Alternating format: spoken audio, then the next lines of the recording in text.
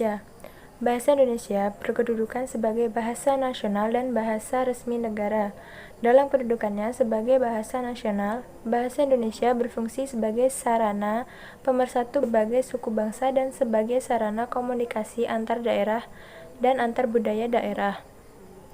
Sementara itu, dalam kedudukannya sebagai bahasa resmi negara, bahasa Indonesia berfungsi sebagai bahasa resmi kenegaraan, bahasa pengantar pendidikan, bahasa komunikasi tingkat nasional, bahasa media massa, serta bahasa pengembangan dan pemanfaatan ilmuwan dan teknologi.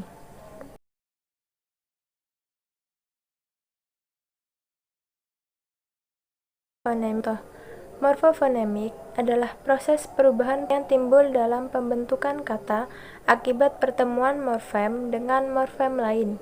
Misalnya, kata membaca terdiri dari dua morfem, yaitu morfem men dan morfem baca. Akibat pertemuan kedua morfem itu, fonem nasal n pada morfem men berubah sehingga men menjadi 3. Apa yang kalian ketahui tentang A. Verba?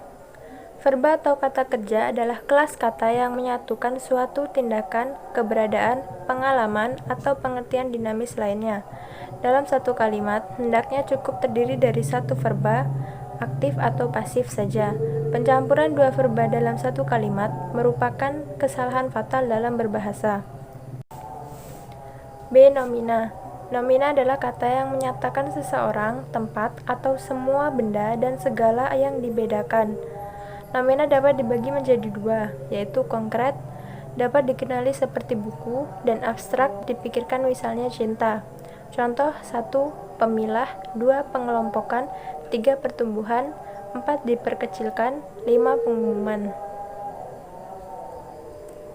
C. Pronominal. Pronomina merupakan kata yang dipakai untuk mengacu ke nomina lain atau untuk menggantikan nomina lainnya. Misalnya guru dapat diacu dengan pronomina dia atau ia. Jenis-jenis pronomina. 1. Kata ganti orang, pronomina persona. 2. Kata ganti empunya, pronomina possessiva. 3. Kata ganti petunjuk, pronomina demonstrativa. 4. Kata ganti penghubung, pronomina relativa. 5. Kata ganti penanya, pronomina interrogativa. 5. Kata ganti tak tentu, pronomina interminativa.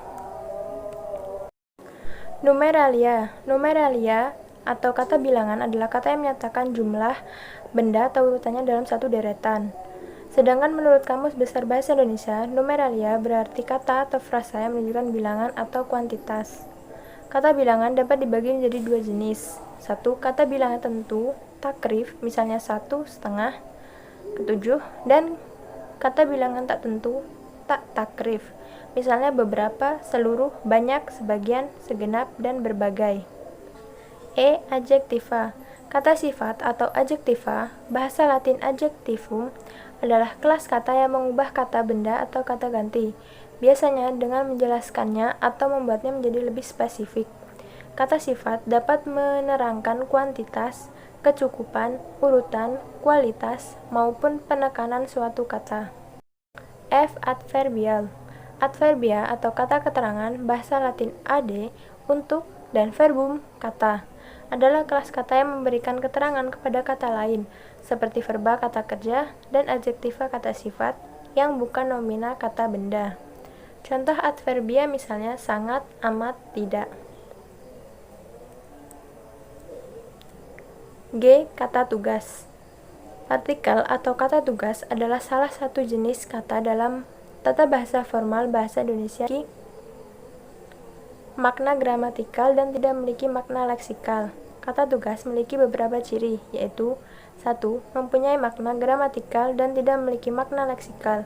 2. Seringkali bentuknya tidak berubah. 3. Maknanya akan jelas jika didampingi kalimat lain.